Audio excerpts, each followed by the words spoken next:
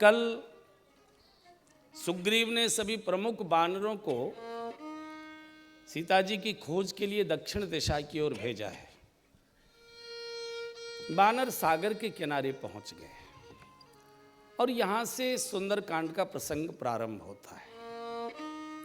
सुंदरकांड जैसा नाम है वैसे ये पूरा का पूरा कांड सुंदर है, और जो सुंदरकांड का पाठ पारायण करते हैं उनके भी जीवन के सब सोपान सुंदर बनते हैं। हर चीज सुंदर है, नाम सुंदर है, रचना सुंदर है,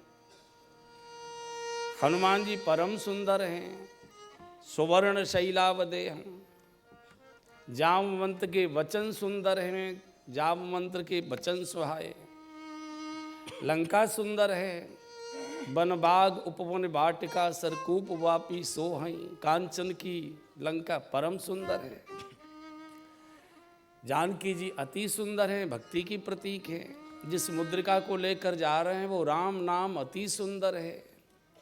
ये सब प्रकार से सुंदरता से भरा हुआ कांड हमारे जीवन को भी सुंदर करता है, चूंकि भक्ति में प्रवेश होता है।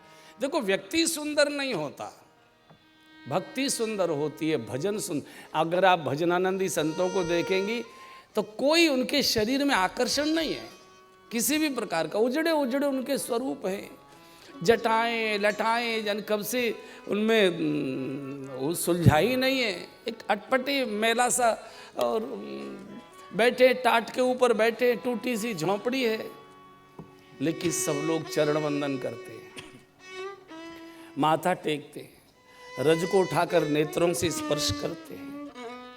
हम परिवार में रहते हैं, कितने प्रकार के पैर साफ करने के लिए, रगड़ने के लिए कितने प्रकार के उपकरण बाथरूम में रखे हुए हैं, अनेक प्रकार की एड़ियों में इधर उधर क्रीम लगाते हैं, ऐसी न हो जाए वैसी न हो जाए। गोरे गोरे हमारे सबके पैर हैं, इतने सुंदर पैर हैं, बेटा भी छूता नहीं है, बेटा नौकर भी नहीं छूता है, बाकी की तो बात कर रहा हूँ। व्यक्ति सुंदर नहीं होता, आचरण सुंदर होता है, भजन सुंदर होता है।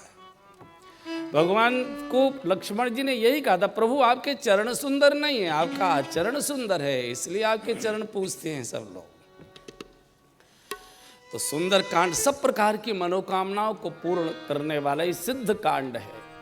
चूंकि इसके मध्य में श्री जानकी जी बैठी है, माँ बैठी है, और माँ सबकी मनोकामनाएं पूरी करती है, और इसके पहरेदार हैं श्री हनुमान जी, और उनको आशीर्वाद है अष्ट सिद्धि नवनिधि के दाता। तो सब प्रकार की मनोकामनाओं को पूर्ण करने वाला सुंदर कांड।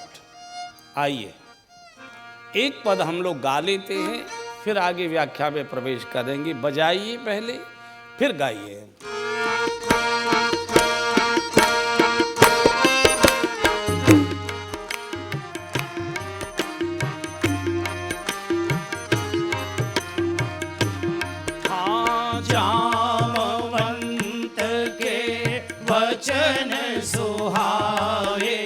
सुनि हनुमंत हृदय अति भावे, तब लगे मोहि परखेहु तुम भाई, सहे दुख कंद मूल फल खाई, जब लगे आवई सीतहि देखी, होए ही काज मोहि हर्ष विषेकी, यह कही नाई सबने कहूँ माथा, चले हर्षेय धरे रघुनाथा, सिंधु तीर एक भूधर सुंदर, कौतिक कूदि चढ़े ऊपर, बार बार रघुवीर संहारी, तरके पवन तनय बलहारी, जेहि गिरि चरण देई हनुमंता, चढ़ेहु सोगा पाताल तुरंता, जिमि अमोघ रघुपति कर बाना, भाते चले हनुमाना। जल निधि रघुपति दूत विचारी, ते में नाक होई समहारी। हनुमान तेहि परसा, करे पुनि कीन प्रणाम। सिया राम राम काज कीन्हे, बिनु मोहि कहाँ विश्राम। सियावर रामचंद्र जी की जय। पवन सुत हनुमान जी की जय। उमापति महादेव जी की जय। बोलो भाई सब संतन की जय। सुंदर कांड का शुभारंभ सुहावने से प्रारंभ हो रहा है। जामवंत के वचन सुहाए। हनुमान जी को जब जामवंत जी ने कहा कि हनुमान जी आपका जन्म किसी और काम के लिए नहीं हुआ है, केवल राम काज लग तब अवतारा, आपका जन्म केवल राम काज के लिए हुआ है। हनुमान जी गदगद हो गए। सुहाने वचन हनुमान जी को भा गए। जामवंत जी गुरु के प्रतीक हैं। ये ब्रह्मा जी के मानस पुत्र, ब्रह्मा जी सबके गुरु हैं। और ये सूत्र है बंधुओं और बहनों, जब गुरु के वचन सुहाने लगे और गुरु के वचन भाने भी लगे, कई बार सुहाते हैं लेकिन अपने को भाते नहीं हैं, सुहाने भी लगे और भाने भी लगे, तो समझना चाहिए भाग्य का द्वार खुलने वाला है। माता पिता के वचन सुहाने लगे और भाने लगे, तब समझना चाहिए कृपा की वर्षा प्रारंभ होने जा रही है। लेकिन हमको न माता पिता के वचन सुहाते हैं न भाते हैं। इसके आगे कुछ बोलेंगे नहीं। विषय बहुत ही नाजुक है, विषय नाजुक। जिनको ये बात समझ में आ सकती है वो पकड़ लीजिए, बाकी यहीं छोड़ जाइए, कोई ज़रूरत नहीं है। हनुमान जी गदगद हो गए। केवल वचन सुहाए ही नहीं, मन को भा गए। और इसलिए कहा कि सब वानरों को, भैया कार्य तो पूर्ण होगा, हो यही काज, क्योंकि मुझे बहुत प्रसन्नता हो रही है। और कार्य प्रारंभ करते समय मन अगर प्रसन्न है, उत्साह है, तो कार्य कितना ही कठिन क्यों न हो, पूर्ण होता है। और इसलिए मेरी आप सबसे प्रार्थना है, श्री हनुमान जी बोल रहे हैं कि जब लग आवो सीता ही देखी, मैं जानकी जी का दर्शन करके जब तक न आ जाऊं तब तक आप यहां से जाइए मत, मेरी प्रतीक्षा करिए। परिख्यो मोई भाई, और मुझे मालूम है यहाँ बहुत बहुत कष्ट है, खारा खारा जल है, पीने की सुविधा नहीं, कच्चे कच्चे कंदमूल है, खाने की सुविधा नहीं, फिर भी दुख सहन करके यहाँ बैठे रहना, प्रतीक्षा करना, मैं आऊं तब आगे की बात सोचना।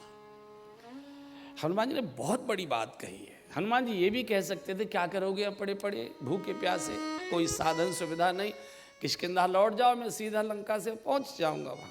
नहीं, हनुमान जी साधु संत के रखवारे हैं। हनुमान जी जानते हैं आज ये बानर अगर निराश हताश खाली हाथ लौटकर वापस गए तो भविष्य में कोई साधन चलेगा नहीं। लोग कहेंगे क्या फायदा है भजन करने से, समय बर्बाद करने से, 4 बजे उठकर नहाकर पाठ करने, कोई लाभ नहीं है, भक्ति तो मिलती नहीं है, 400 कोस की खाई आकर विघ्न रूप में खड़ी हो जाती है, काहे को समय बर्बाद करना। लोग साधना के मार्ग को छोड़ सकते हैं। हनुमान जी का धैर्य रखो, नहीं प्रातःकाल उठकर भजन कर सकते कोई बात नहीं, कठोर साधना नहीं कर सकते कोई बात नहीं, व्रत नियम अनुष्ठान नहीं कर सकते कोई बात नहीं, भजन के मार्ग पर बैठ तो सकते हो। भजन के मार्ग पर ठाकुर जी के सामने आसन बिछाकर बैठ तो सकते हो। और वैसे भी नियम है, आप किसी के द्वार पर आकर रोज बैठ जाइए तो एक न एक दिन वो जरूर पूछेगा, भैया क्यों बैठे हो, कहाँ से आए हो, कोई काम हो तो बताइए। हम बैठते भी कहाँ हैं। हनुमान जी कहते मेरी प्रतीक्षा करना, बैठना, मैं जब लौट कर आऊंगा तो आपको हाथ पकड़कर मैं भगवान के पास तक भी ले चलूंगा और जानकी जी का भी दर्शन कराऊंगा। धैर्य रखो, प्रतीक्षा करो। और भगवान प्रतीक्षा से ही मिलते हैं, भक्ति प्रतीक्षा से ही मिलती है। हम बहुत जल्दबाजी में रहते, आज ही मंत्र लिया और शाम को ही भगवान प्रकट होने चाहिए और पूछे कहिए सर मैं आपकी क्या सेवा कर सकता हूँ बताइए। बहुत लंबी प्रतीक्षा, और जो जितनी गहरी प्रतीक्षा के लिए तैयार है भगवान को उतनी जल्दी प्रकट कर सकता है। हनुमान जी कहते मत कठोर भजन साधन करो। अरे बैठ तो जाओ, बैठो। मार्ग में अगर बैठे हो तो कोई ना कोई रास्ता चलता आपको अपनी गाड़ी में बिठा कर ले जाएगा, और बैठे ही मार्ग में ही नहीं हो तो फिर कौन आपको सहारा देगा। और हनुमान जी ने ये विश्वास दिलाया कई बार। मुझे कई महात्मा मिलते हैं, हमारे वृंदावन में संतों का ही पूरा का पूरा निवास है। कई महात्मा कहते कौशली महाराज यार क्या करें, साधु हुए तो हो गए 65-70 साल, बुढ़ापा आ गया, अब चला चली की बेला, भजन तो करते, नित्य नियम पूरा करते, जो पूजा पाठ मंत्र आदि जो गुरु जी ने बताया सब करते हैं, लेकिन विश्वास नहीं होता कि हमारे भजन को भगवान सुन भी रहा है कि नहीं सुन रहा है। कई माताएं कहती है भगवान महाराज करते तो हैं पर पतो ना है वो सुनी रहे हो कि ना ही सुन रहे हो, आपको कुछ पतो है कि ना ही पतो। ऐसे कई माताएं ये शब्द बोलती हैं, और हमारे भी कई के मन में आता है कि कर तो रहे चलो इसे तो छोड़ेंगे नहीं, लेकिन पता नहीं उसे कुछ मालूम है कि नहीं मालूम। वो सुन रहा है, वो सुन रहा है। कई आजकल ऐसे धर्म के नाम पर पाखंडी संप्रदाय खड़े हो गए हैं जो सनातन आस्थाओं को उजाड़ने और उखाड़ने की कोशिश कर रहे हैं। बहुत